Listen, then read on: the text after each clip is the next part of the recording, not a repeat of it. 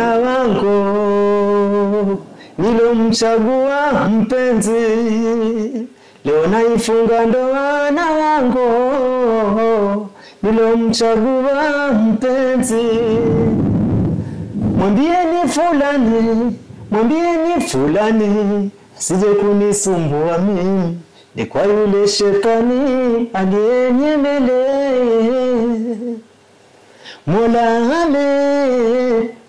amenipa wangu nyonda mimi, mwambieni simtaki tena. Moyoni aninampenda mimi, kiserane mwambieni azidi kupeana.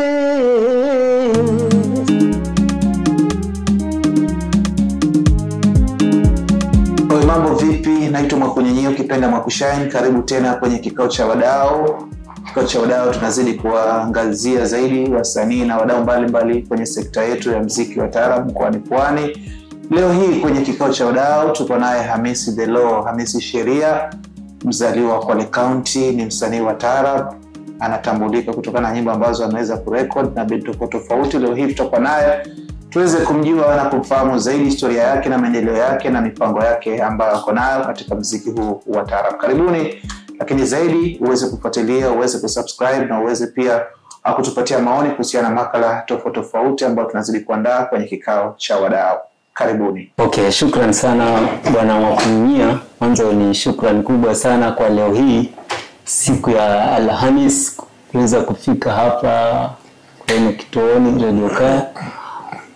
Kwanza naweza sema kwa majina kamili naitwa Hamisi Sheria. Mimi ni mzaliwa wa kule Mkongani, hapa Kwale County, Mkongani kule. Na saizi mimi ni mkazi wa Kwale.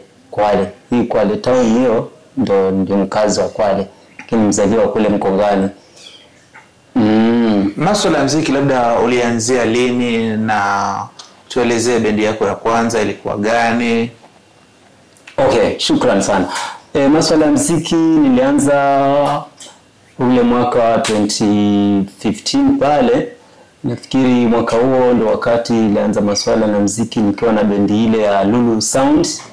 Nafikiri bendi hii ilikaa kwa muda takriban sopungua miaka 5, na baadaye nikafaulu kuwa na bendi nyingine pale. Baada ya kuwa hii bendi ilikuja ikasambaratika. Ile bendi ya Lulu Sound sikufaulu kurekodi ngoma yote, lakini baadaye ndipo join bendi nyingine ambayo ilikuwa inajiita Deep Sea International Band. Hii ndio bandi ambayo nilirekodi nayo ngoma 2. Wakati huo ilikuwa mwaka 2000 hapo.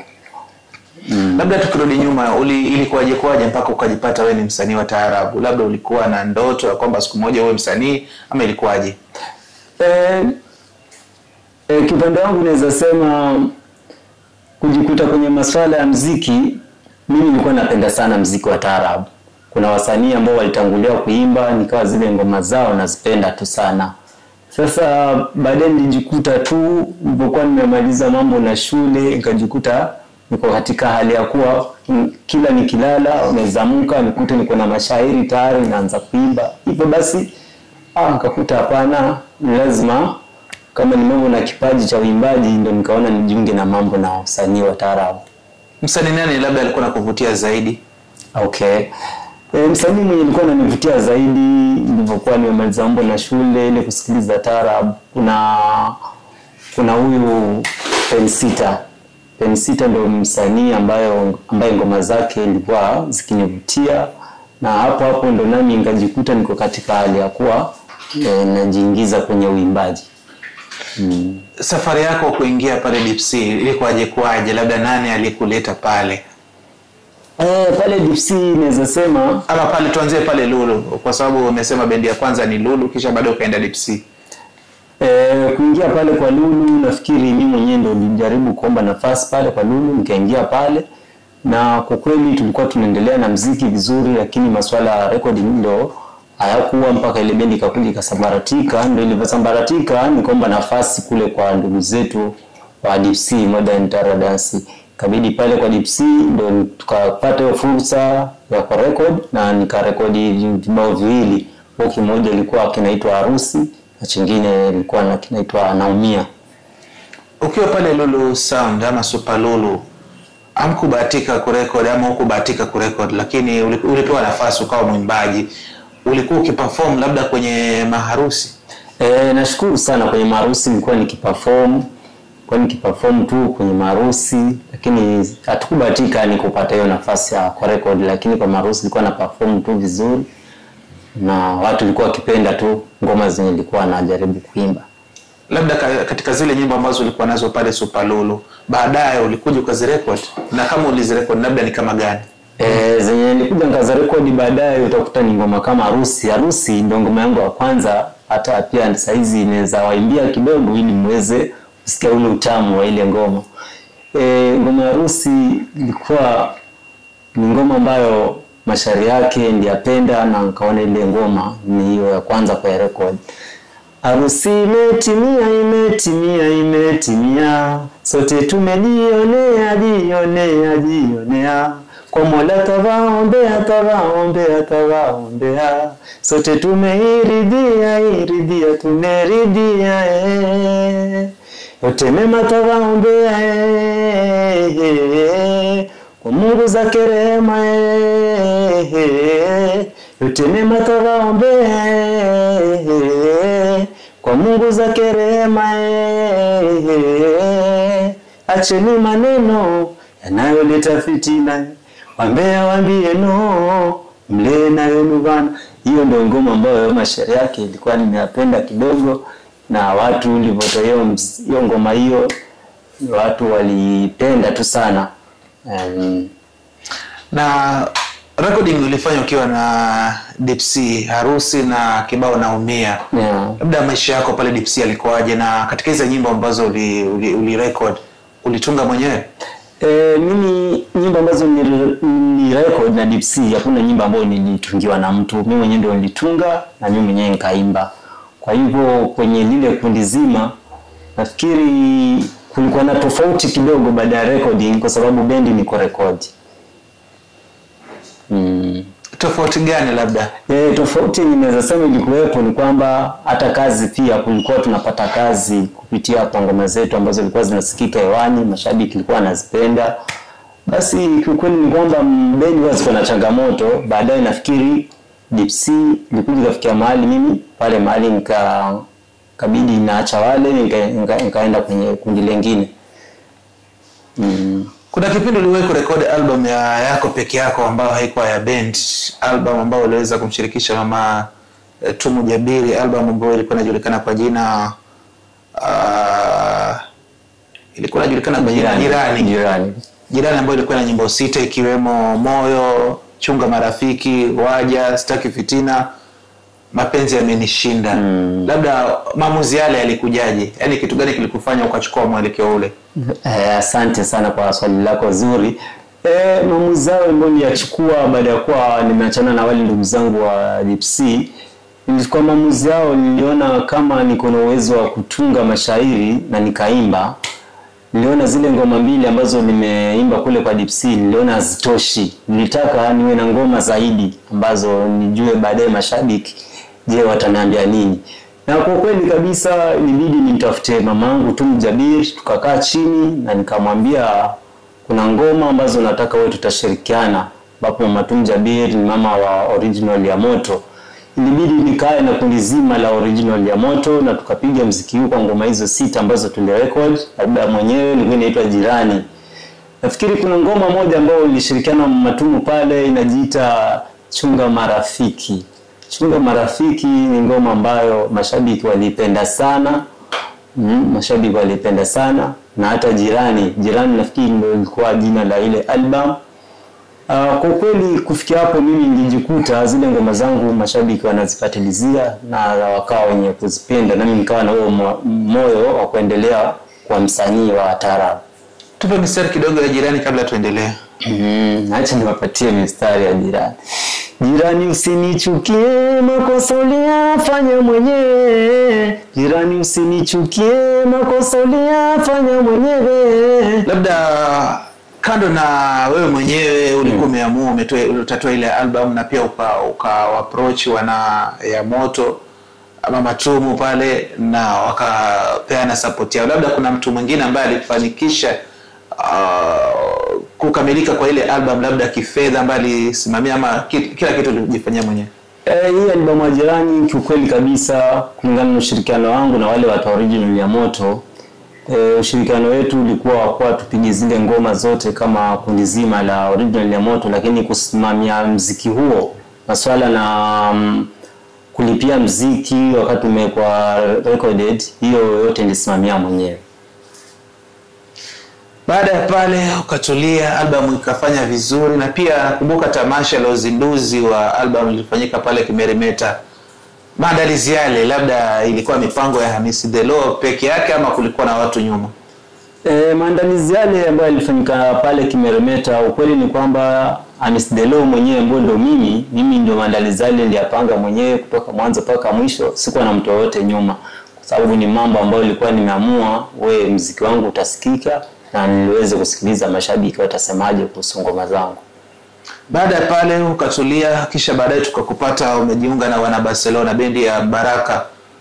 Maisha yako pale ama mapokezi yako baada ya kwamba umetoka Deep Sea ukakaa ukatoa album yako ukakaa bila bendi, baadaye ukaingia Barcelona? Pale Barcelona ulipokelewa vipi? Labda nani labda alichangia wewe kuingia Barcelona? Naweza sema kupokelewa kwa Barcelona pale, Baraka mwenyewe ndiye alinikaribisha kwa kundi zima la Barcelona, na tukashirikiana kazi zetu mpaka tukafaulu tukatoa albamu yetu pale. Nafikiri albamu ile tuliotoa pale Mtoto Huyu. Albamu ile nilifaulu kurekodi ngoma moja pale ambayo ilikuwa inajiita Walimwengu.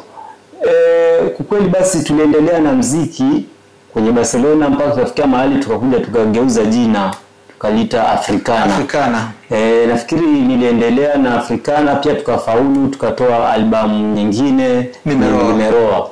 Nafikiri albamu ile Nimeroa nilifaulu kurekodi ngoma 2 pale, ambapo Baraka mwenyewe akiwa na ngoma ile ambayo ilikuwa ndio jina la album Mtoto Huyu.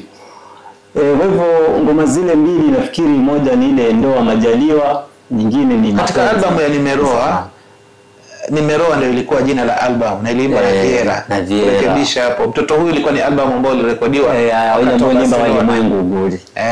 Katika album ya Nimeroa ndio ilikuwa jina la album, ilikuwa imeimbwa na Viera. Viera aliimba Nimeroa na Liana Moyo. Alafu katika upande wako ukapewa nafasi ya nyimbo 2. Ambapo nyimbo 2 hizo ilikuwa ni Ndoa Majaliwa na Mapenzi Ni Zamani.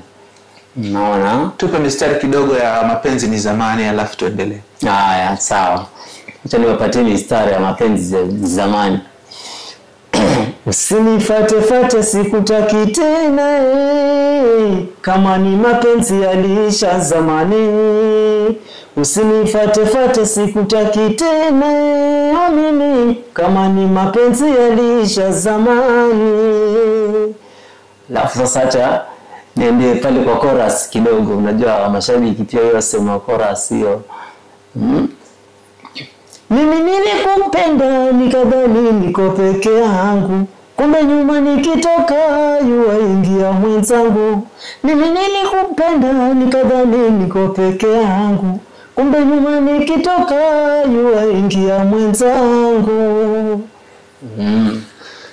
Tukiangalia msafara wako kutoka Lulu, Deep Sea, Barcelona, Africana, unaweza kuzungumzia vipi muziki wa taarabu kiwewe, kimtazamo wako kulingana na mazingira ya bendi hii, bendi ile, umeona changamoto ni nini katika muziki wa taarabu? Naweza sema muziki wa taarabu kuna changamoto nyingi. Na muziki wa taarabu kuna changamoto nyingi kwa sababu utakuta kwenye masuala na mambo na hizi kazi mara nyingi ni kunatakikana ile kujibitisha, kwa sababu kazi ni zifanye kutafutwa. Alafu utakuta kuna ule wakati ambao utakuwa kazi hakuna na kuna wakati mtakuwa mnapata kazi. Sasa mara nyingi muziki unataka ile subra. Sasa utakuta kwenye hili swala la muziki mimi nilifikia mahali nikalichukulia kama kazi, baada ya kuwa nilipoona ngoma zangu mashabiki ni ile wanazipenda, na ndio maana nikaamua sasa acha niwe na na bendi ambayo tutakuwa tunatafuta kazi kwa pamoja ili tuendelee na Unajivunia nini katika zile nyimbo ambazo umeimba kwa kipindi ambacho umekuwa katika muziki? Unajivunia nini? Chenye najivunia ni kwamba kuna mashabiki ambao wananifuata kwenye mitandao ya kijamii kama kule mdundo.com, YouTube, Vidment. Sasa wale subscribers na downloaders kidogo naona kuna ngoma zote wakati umetoa ngoma zote watakuwa na subscribers the same. Kuna wengine utakuta mtu anapenda kama ngoma Ndoa ni Majaliwa. Utakuta Ndoa ni Majaliwa kwa saizi naweza sema ndio ngoma yangu ambayo iko juu kushinda hata ile Jirani pale mwanzo. Kwa hivyo vitu kama hizo ndio naona kidogo, kwa sababu hiyo ndio kitu ambayo saizi mimi kama msanii naona ndio kitu ambacho najivunia nayo. Punde tu baada ya album ya Nimeroa, Sheria akaachana na Africana. Nini kilitokea labda mpaka kapelekea maamuzi yale?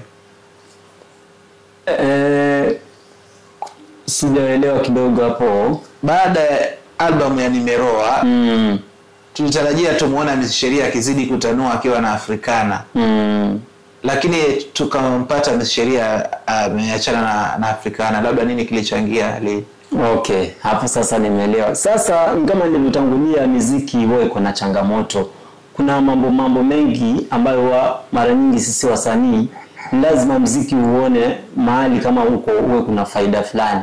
Lakini ukija ukiona labda kuna mahali kuna vikwazo ambavyo labda kwenye malengo yako havistahili kuwepo, lazima utatafuta njia nyingine. Mimi siwezi sema labda niliachana na kundi la Africana kwa labda kulikuwa na mambo ya mizozano. Hapana, kulikuwa na mizozano. Ni ile tu niliona niko na haja kuwa kulikuwa na masuala mengine tofauti ambayo bado ni kujiendeleza kuhusu muziki wangu. Mimi wenzangu niliwaacha pale ili waweze kuendelea, lakini mimi niko na masuala yangu hakuwa nataka kujiendeleza kivingine. Kuna wakati kulikuwa na tetesi kwamba kulikuwa na uwezekano kwamba ujiunge na Zimamoto wakati ikianzishwa. Madai hayo yana ukweli? Madai hayo yana ukweli, si madai ya uongo. Hizo tetesi zilikuwa kwa Beloni ya pale kwa Zimamoto. Lakini sisi wasanii wa taarab naweza sema tuko wengi, sio mimi peke yangu, na nafasi kama ile kundi linapotokea kila mtu yuko na malengo yake ya kimuziki. Sasa kulingana na yale malengo ya kimuziki inategemea wakati unataka kujoin kwa ile group. Kila mahali kuna sheria zake na kila mahali kuna mambo yake. So kuna wenzangu ambao waliridhia kwa yale matakwa ambayo yanatakikana ukiwa pale, lakini kiupande wangu mimi naweza sema sikuridhia hali ya kuwa niwe nitajiunga rasmi na lile kundi la Zimamoto. Kwa hivyo nikabidi nitulie na nifanye masuala mengine tofauti. Katika azma zako ama katika malengo yako, labda ni bendi gani ambayo ulikuwa ungependa ufanye kazi nayo katika hizi bendi zetu za hapa mkoani Pwani, kana na zile ambazo ulifanya tayari nazo? Ni bendi gani ambayo ilikuwa iko kwa dream yako? Bendi ambayo ilikuwa iko kwa dream yangu ilikuwa ni bendi ya Tushauriane. Mimi nilikuwa na haja sana ya kuwa nitakuwa na wale ndugu zangu wa Tushauriane, lakini naweza sema haikuwezekana kwa sababu pale mahali utakuta mkweli unataka uwe pale, lakini zile nafasi ndio zilikuwa kidogo. Na kwa hilo nilipokuwa nimeelezwa kwangu nilisema sawa, hakuna shida, ni lazima taangalia ni mipango gani zaidi ambayo nitafanya mbali na kuwa nimekosa ile nafasi ya pale Tushauriane. Iwapo itatokea nafasi, kwa sasa tunajua uko na mipango ya kuingia kwenye uzinduzi, uko na mipango ya kuzindua bendi yenu hatimaye mwezi huu, mwisho wa mwezi huu tunaweza sema baada ya kipindi cha mfungo. Iwapo itatokea nafasi labda mbeleni uitwe Tushauriane, utakubali? Ukiwa na Wasafi Modern Taradance alafu utokee nafasi uitwe Tushauriane, utakubali kutoka Wasafi na kuingia Tushauriane labda? Sasa acha nikuweke tu wazi. Acha nikuweke wazi kwa sababu mimi nasema kila jambo huwa lina wakati wake, na kuna mipango ambayo huwa inaenda ambayo mengine waijua na mengine huijui. Naam. Kuna kitu ikitokea hiyo ishatokea tayari, ni mipango ambayo ilikuwa imepangwa. Nikisema saizi niko kwa kama venye umesema tuko na mipango ya kuzindua bendi yetu ya Wasafi Modern Taradance. hiyo mipango iko, na siwezi niseme saizi niko kwa Wasafi Modern Tara Dance eti niambiwe niko na nafasi kwa Toshereani niende kule. Hiyo itakuwa kwangu mimi ni ngumu. Kwa sababu hili kundi la Wasafi Modern Tara Dance naweza sema mimi naongea saizi kama speaker wa kundi zima la Wasafi Modern Tara Dance, nikiwa na band master ambao ni pale na chairman Dogo J. Hili kundi ni kwamba kweli kabisa tumeamua tufanye kazi. Kwa hivyo kwa saizi tuko na matayarisho, kwa saizi tushatayarisha ngoma zetu ambazo tunataka tuende kule studio kwa producer nao tuweze ku record ili bendi yetu wasanii wa mashabiki waweze kuisikia hewani. Lakini hivi karibuni nafikiri tarehe 4 mwezi wa 4 tutakuwa na huo uzinduzi rasmi pale Supersport Likoni. Haya, kwa faida yule ambaye anatufuatilia ni kwamba Msheria pamoja na wenzake kiwemo Dogo J, Kijana Mboni na wengineo wanapanga kuzindua bendi yao mpya kwa jina Wasafi Modern Tara Dance. Itazinduliwa hivi karibuni baada ya mfungo wa mwezi mtukufu wa Ramadhani, na bendi hiyo inapatikana pale Tiwi Mabriva. Msheria amejitambulisha kwamba yeye ndio speaker ama msemaji wa hiyo bendi. Mboni Wando mwenyekiti, Mboni Wando ni band master, alafu Dogo J ambaye alikuwa pale Tushauriane, kisha baadaye akatoka, kasemekana ataingia ya moto ya Juma Zuberi, lakini haikufanyika hiyo, akaingia Zimamoto baada ya kutoka albamu ya Rafiki Kiatu.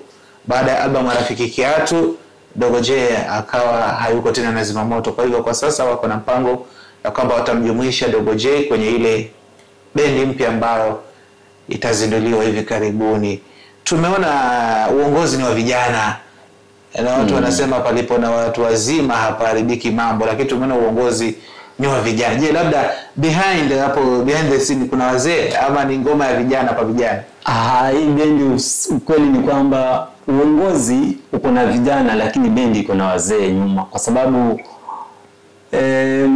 mara nyingi uongozi tuangalie umri. Naam. Mtu anaweza kuwa ni kijana lakini anaongoza vizuri. Na utakuta yule ambaye labda wasema ni mzee umpatie uongozi na aongoze vibaya. Kwa hivyo bendi inaongozwa na vijana lakini wazee tuko nao. Kwa hivyo tunahakika kabisa bendi yetu tutaendelea kama kawaida. Tukielekea mwisho mahojiano, tupatie tu taswira ya ile bendi, waimbaji ni kina nani, wapigaji labda baadhi tu, tuweze kujua ile taswira ya ile bendi itakuwaje. Okay. Mimi acha niwapatie tu taswira ya bendi yetu ya Wasafi Modern Tara Dance. Nikianza na band master ambaye ni Mboni Wani, mpigaji wa kinanda, mpigaji mtaalamu wa Wasafi Modern Tara Dance. Ukija pale kuna mzee pale, Mzee Hamisi ambaye ni mpigaji bass pale. Ukirudi kwa sisi waimbaji, kuna mimi Hamis Delo, kuna Dogo J na kuna Kijana Haso. Na ukija pale kwa wale wenzetu wa kike, tuko na mmoja pale ambaye ni binti Mtanga. Kwa hivyo hiyo ndio kosi kamili kati ya wale wengine. Solo guitar ni nani? Solo guitar pale tuko na kijana Lastborn, Rashid Jambia ndio tuko naye pale kama solo guitar. Kuhusiana na Kijana Haso kidogo kuna utata, kwa sababu ukisikiliza mashabiki wanasema Kijana Haso hawezi toka Tushauriane. Yaani kumekuwa na cheche nyingi za maneno, wengine wanasema hivyo, wengine wanasema. Je, unathibitisha kwamba Haso mko naye? Okay, sawa kaka. Kulingana na hivyo ambavyo mashabiki labda wanafikiria kulingana na kuhusu Haso. Kijana Haso ni kulingana na hii mikakati yetu ya bendi yetu mpya ya Wasafi Modern Tara Dance. Nafikiri sote tulikaa pamoja na ni masuala ambayo tuliongea kwa pamoja. Na saizi alitondoa ile dukuduku la kuwa mashabiki sijui wanasema yeye bado yuko Tushauriane. Hapana, mashabiki mkijua Kijana Haso yuko Wasafi Modern Tara Dance, yuko Tushauriane. Tuko naye. Swali lingine ambalo ni kama kuhusiana na jina la bendi Wasafi Modern Tara Dance. Mbona mkaamua kuchukua jina ambalo tayari linatumika? Najua kuna ile trend ya kwamba kuna ya moto, ni kama walichukua pia hilo jina.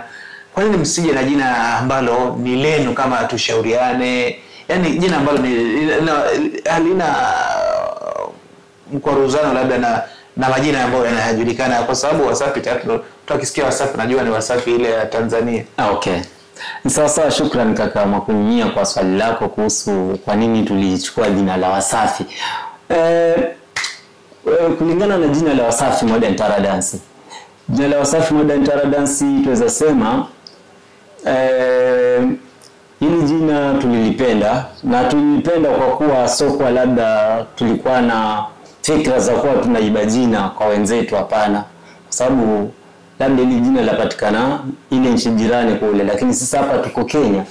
Na hapa Kenya ni kwamba kama pengine wale wenzetu wa Tanzania kule walisema Wasafi yao inaitwa wanajiita WCB. Hii yetu sisi si WCB, yetu sisi ni manake yetu ni Modern Tara Dance MTW ya. Hii yetu sisi ni MTW, sio Wasafi Modern Tara WT.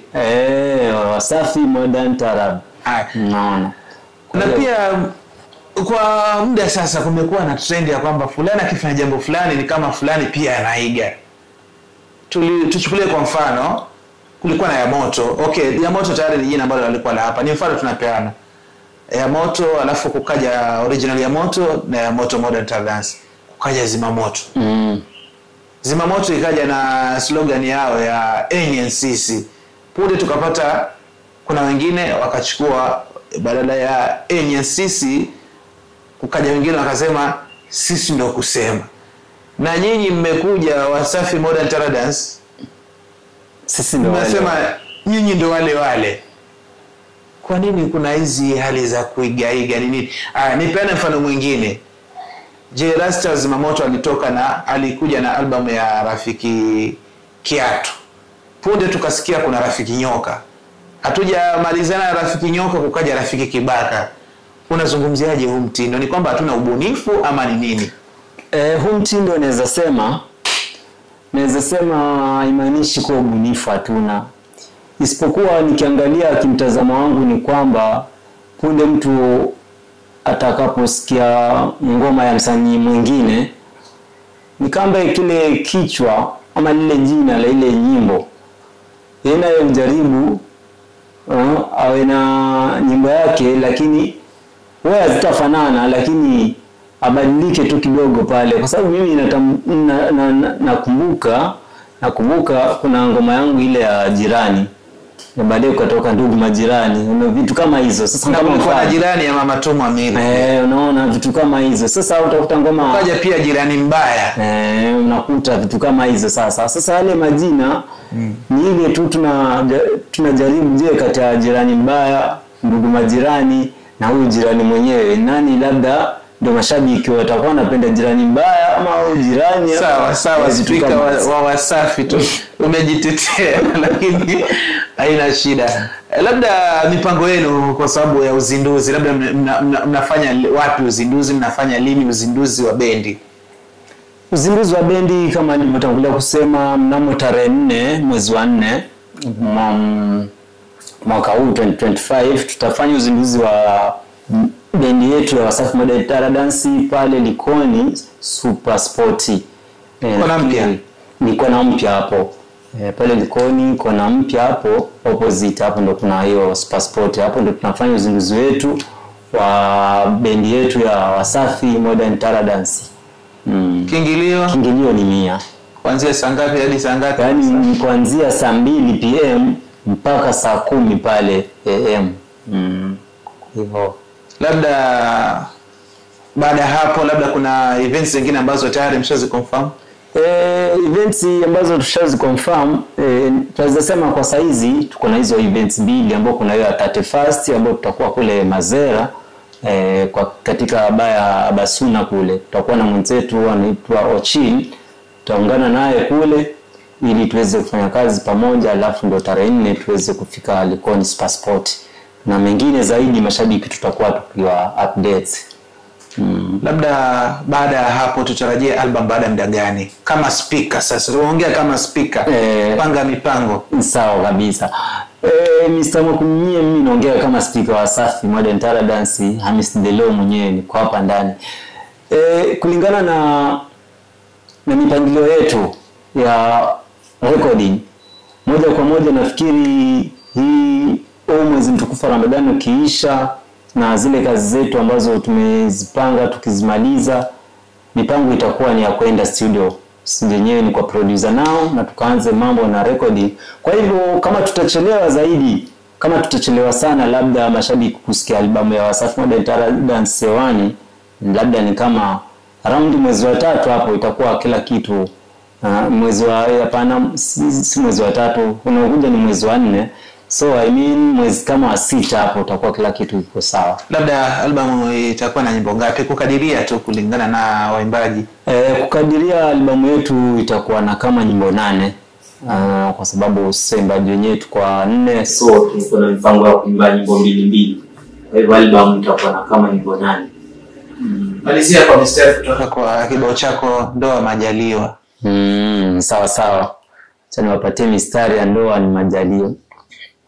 Naifunga ndoa na wangu nilomchagua mpenzi, leo naifunga ndoa na wangu nilomchagua mpenzi.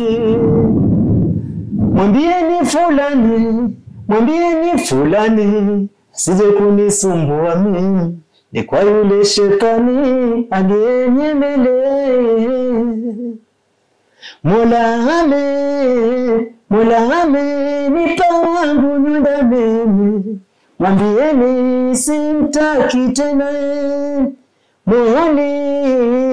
Moyoni aninampenda mimi, kisirani mwambieni azidi kupenda.